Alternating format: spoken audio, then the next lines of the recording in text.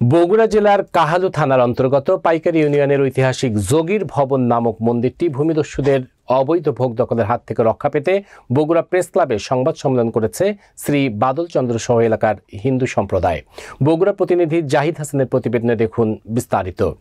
শ্রী বাদল চন্দ্র সাংবাদিকদের মাধ্যমে বগুড়া জেলা প্রশাসককে সনাতন ধর্মাবলম্বীদের দিকে সদয় দৃষ্টি রাখার বিনীত অনুরোধ জানিয়ে বলেন, আপনাদের সকলের উপস্থিতিতে এই মর্মে সংবাদ সম্মেলন করেছি যে বগুড়া জেলার কাহালু থানার অন্তর্গত পাইকারি ইউনিয়নের ঐতিহাসিক যোগীর ভবন শ্রী শ্রী অনাদিলিঙ্গ মহাদেব বিগ্রহ মন্দির একটি প্রাচীন মন্দির। এই মন্দিরকে ঘিরে রয়েছে অনেক ইতিহাস। বাংলাদেশে যে তিনটি প্রাচীন যোগীর স্থান রয়েছে তার মধ্যে এটি অন্যতম। এই প্রাচীন মন্দিরটি বেশ কয়েক বছর আগে প্রত্নতত্ত্ব অধিদপ্তরের আওতায় নেওয়া হলেও প্রাচীন মন্দিরটি রক্ষণাবেক্ষণ তেমন করা হয়নি এবং মন্দিরের কোনো উন্নয়নমূলক সংস্কারমূলক কাজ করা হয়নি এবং পরিচালনার অভাবে মন্দিরটি আজ দিন দিন ধ্বংসের দিকে ধাবিত হচ্ছে। এই সম্পত্তিগুলো দেবোত্তর হওয়া সত্ত্বেও কতিপয় ভূমিদস্যু অবৈধভাবে ভোগ দখল করিয়া আসিতেছে। ইসরায়েল নামে ওই গ্রামের এক ব্যক্তি দীর্ঘদিন যাবৎ এই মন্দিরের সম্পত্তি অবৈধভাবে ভোগ দখল করতেছে। এই ভূমিদস্যু বিভিন্ন সময় বিভিন্ন গ্রাম থেকে ভুয়া সাবায়েত বানিয়ে জমিগুলা ভোগ দখল করে আসতেছে।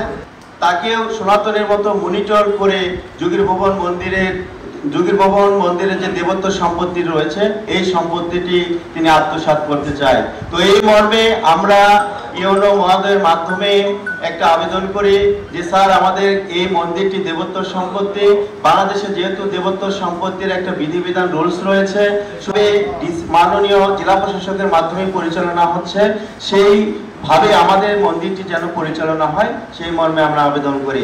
উনি আমাদেরকে আশ্বস্ত করেছেন যে যেহেতু এটি দেবোত্তর সম্পত্তি তাহলে এটি দেবোত্তর রুলস অনুযায়ী পরিচালিত হবে। তো সেখানে অত্র এলাকার গ্রামবাসী, অত্র এলাকার সনাতন ধর্মাবলম্বী আমাকে সাবায়েত হিসাবে মনোনীত করেছেন।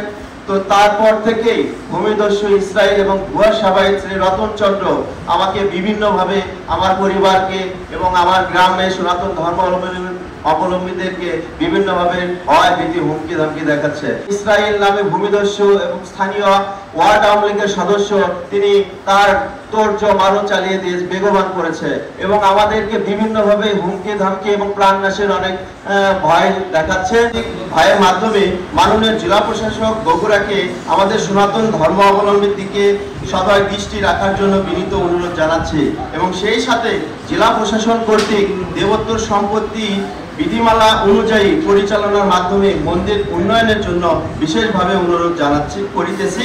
অন্যথায় ভূমিদস্যু ওয়ার্ড আওয়ামী লীগের সদস্য ইসরায়েল এবং ভুয়া সাবায়েত শ্রী রতন চন্দ্রের আতঙ্কে আমাদের দেশ ছেড়ে পলায়ন করিতে হইবে।